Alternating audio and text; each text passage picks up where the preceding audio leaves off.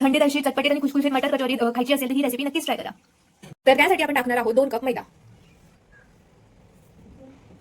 चवीनुसार मीठ आणि अर्धा चम्मच ओवा हातावर क्रश करून त्यात टाकायचा आहे. त्यामध्ये 4 ते 5 चम्मच साजूक तूप घालायचं आणि आता या सगळ्याला चांगलं चोळून घ्यायचं जोपर्यंत त्याची अशी चांगली मूड बनत नाही. आता यामध्ये आपल्याला थोडं थोडं पाणी टाकून असं घट्टसर पीठ मळून घ्यायचं आहे. आपला घट्टसर डो बनून झालेला आहे. आता आपण यावर झाकण ठेवून 10 ते 15 मिनिटं साईडला ठेवणार आहे. एका मिक्सरच्या भांड्यात 1 वाटी मटर टाकायचे घ्यायचे, 4 हिरव्या मिरच्या, 2 ते 3 लसणाच्या पाकळ्या आणि थोडंसं अद्रक. आता याची मिक्सरमध्ये बारीक जाडसर पेस्ट करून घ्यायची आहे. आता सारण बनवण्यासाठी कढईमध्ये 3 ते 4 चम्मच तेल घ्यायचं आहे. तेल गरम झालं की त्यामध्ये पाऊण चम्मच जिरे घालायचे, 1 चम्मच अखंड धने कुटून घेतलेले, सोबतच थोडंसं हिंग घालायचं आणि अर्धा चम्मच बेसन. आता याला हलकंसं 20 ते 30 सेकंदासाठी परतून घ्यायचं.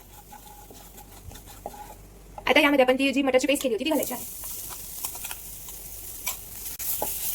त्याला मध्यम आचेवर 5 ते 6 मिनिटं परतून घ्यायचं आहे. परतून झालं की आपण यामध्ये आता काही मसाले घालणार आहोत. 1 चम्मच लाल मिरची, 1 चमचा गरम मसाला, पाऊण चम्मच धना जिरा पावडर, अर्धा चम्मच हळद, पाऊण चमचा किचन किंग मसाला आणि चवीनुसार मीठ. आता याला नीट मिक्स करून घ्यायचं. नीट परतून झालं की आता त्यामध्ये 2 छोटे बारीक उकडलेले बटाटे टाकायचे आहे. याला आपण परत 2 ते 3 मिनिट परतून घेणार आहोत. झालेला आहे. आता आपण याचे छोटे छोटे गोल बनवून घेणार आहोत. त्या पिठाला आपण आता परत थोडंसं मळून घेणार आहोत आणि याचे छोटे छोटे लाटा करून घेणार आहोत. आपण याची एक जाडसर पारी लाटून घेणार आहोत.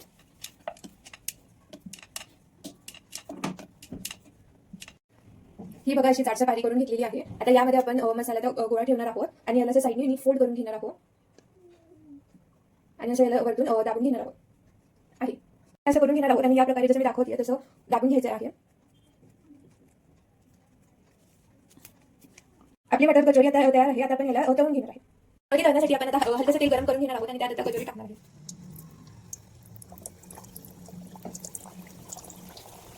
कमी गॅसवर कचोरीला तळून घ्यायचं आहे. कधी अशी फुलून वरती आली की अलगद हाताने असं तेल त्यावर टाकायचं. आपली मटर कचोरी तयार आहे. हे बघा किती मस्त क्रंची झालेली आहे आपली कचोरी. हे बघा किती क्रंची झालेली आहे. तुम्ही आवाज ऐकूच शकता.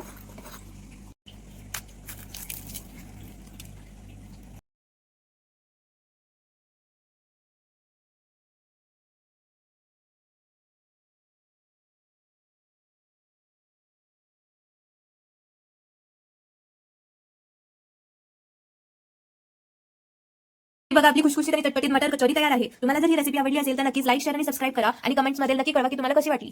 थँक्यू.